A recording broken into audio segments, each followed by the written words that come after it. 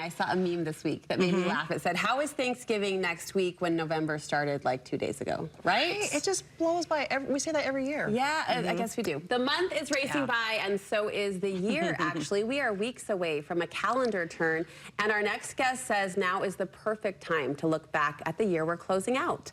Life coach Tiffany Peterson is inviting us to pause and think through 5 key questions as a personal inventory of sorts. Always so good to see you. Hi, friend. So why now, Tiffany, as opposed to, 2026 when January actually turns over? Well, I just think before we set all those new goals, it's like take a moment to pause, reflect, ponder, and that actually helps you fuel, I think, the new goals because you've taken some time to do that. Yeah, really pondering that. So the first question on your list is, what were some of the best moments of 2025? And what was your life lesson of the year? I love that question. Your life lesson of the year? Yeah, well, life's always up to something in your life, teaching you things. And so I think looking at and asking the inquiry of, what's this here to teach me? Or what has life been teaching me?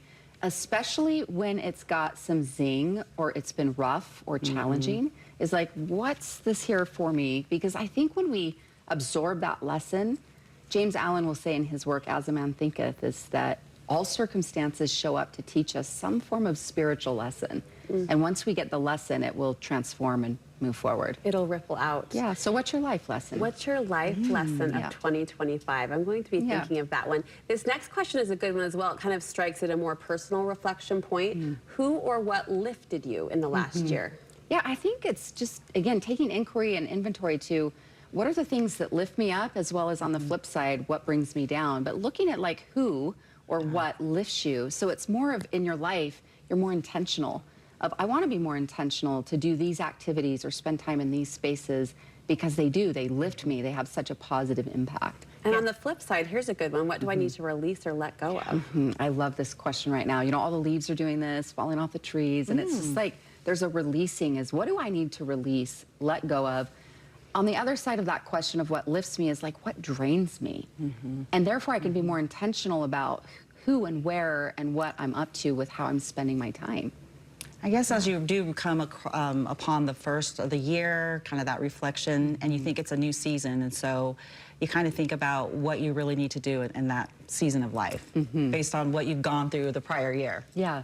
So again, I just think it's reflection of where you are, because sometimes when we think about, oh, I want to set new goals, well, your life is just like one continuous stream, so it's not technically, we change a calendar year, but it's taking time to reflect, pause, and then from that awareness, we can set some of those new intentions for a new year. And I know, Tiffany, your work celebrates the abundant life, and that's the mindset we want, right? Is one of abundance. So this next question sort of taps into that abundance and also expansion.